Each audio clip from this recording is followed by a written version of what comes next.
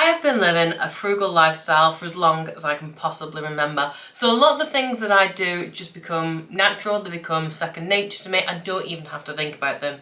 So when I decided to make this video, it took me a little bit of time to sit down and figure out everything that I wanted to get across to you, because they are things that I already do. However, it did also make me realise a couple of other things where I could afford to be a little bit more frugal, even more so than I already am, and I didn't really think that was even possible.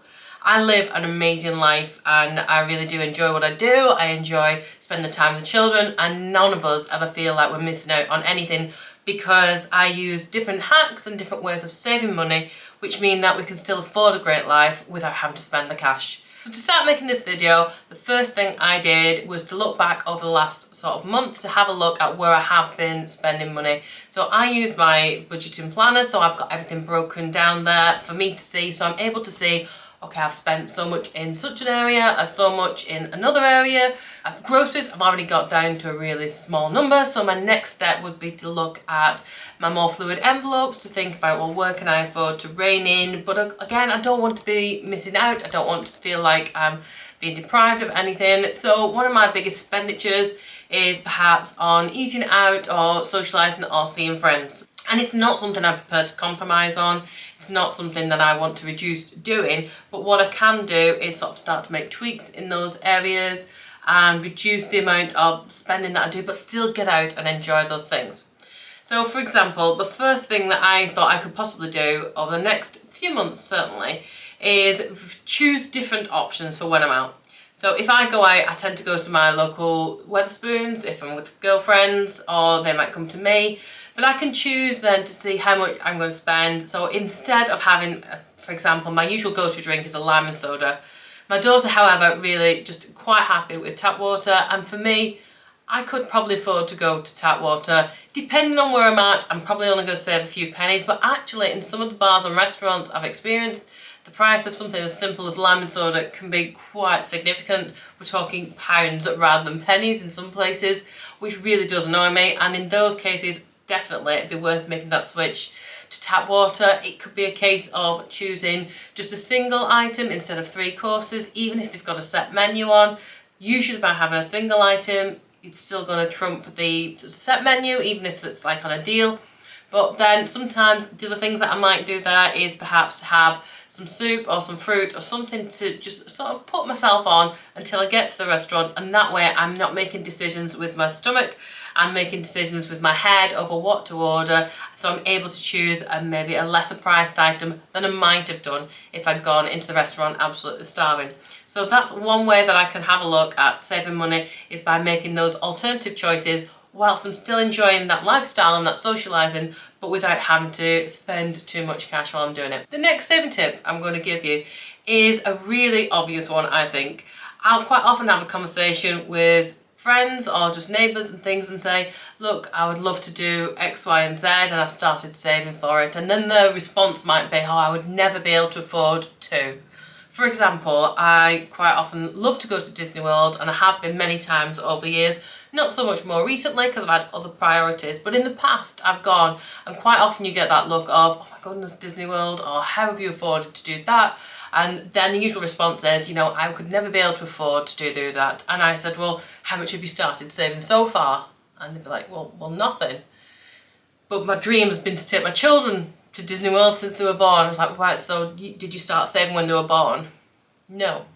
How can you possibly expect to achieve a goal or a want or a desire that's quite a significant financial one if you don't start saving? I recently had a conversation with a friend who was desperate to get off the renters market, really wished that she could afford her own house, really wanted to like move on, and was a bit frustrated with all the restrictions that came with having a landlord. And I said, well, how much have you saved towards your house so far? None. Okay, and you've been renting for 20 or so years, okay? And how long have you wanted your own house? Well, 20 or so years. But if you had started saving when you first realised that you wanted to buy something, or that you wanted to go somewhere, or that you wanted to achieve something, even if it was something like £1 a day, or £1 a week, or £10, whatever it was, that really small amount was that you could afford to do, you would have a much significantly better position right now than just saying, I wish. Wishes aren't going to get you your dreams. You need to actually put in proactive steps and start saving now. Do it. Just now. Whatever you're doing right now, put it down and go and put some money in a pot. Start saving now. The next bit of a goal that I'm going to give myself, and I do already do this quite a lot, is no household purchases. I don't need anything brand new at the moment. I would absolutely love to have a new mattress. I can't justify it at the moment. The last time I got a mattress was an ex-display one because it was much more cost effective and it still came with a 12-month guarantee. I've had that for quite a few years. I'm probably due one. I'll probably start saving up for one very soon. But right now, there's nothing else I need, and certainly nothing I need brand new. There are things in my house that aren't looking in the best and most pristine position, but actually I can live with them and they're not doing any harm to my health. They're not bringing down the value of the house that I'm in. So I'm quite happy that I'm going to keep all those. So I'm going to make a bit of a pact to at least go another 12 months before I buy any significant house purchases. Mostly because as well, I also want to look at saving up for my own deposit over the next few months and to get into my own house as well. So that's my plan going forward. So I don't really feel like there's any need for me to do that. But by reducing the amount of household items that you are buying, and even whether it's a big one or a smaller one, things as trivial as ornaments or plaques or wall decorations, those things that we don't really need, we can start to save a lot more money.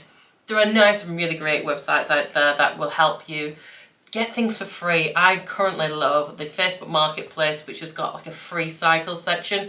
People are just giving away all their unwanted items or things that they've finished with, and they might not be good enough for them anymore, but actually they're really good enough for me. So that's something else I'm going to start utilising quite a bit more. And in the other way, I'm also going to be completing the rest of my 30-day challenge, which I've sort of started to work at and chip away at, and I'll have those up on a video soon, talking to you about that and having a look at how I'm decluttering and getting rid of loads of items, and most of them are put up on the FREEBIES website that I have seen, just to make sure I've got a little bit more room in the house as well and we're able to live a little bit more comfortably and less cluttered.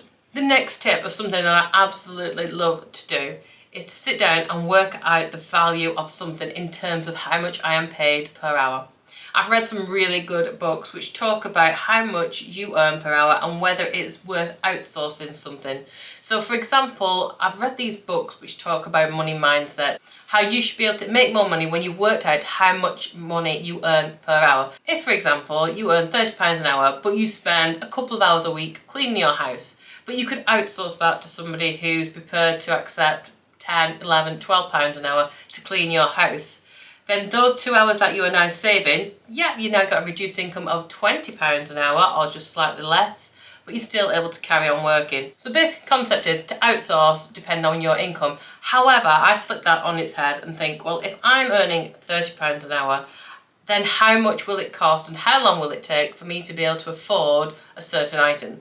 So if, for example, I wanted a new sofa and it was £1,000, for me to work out how much that would be 30 times by however many hours I'd have to work, and would I be prepared to work all those hours extra just to make sure that I've got that new sofa?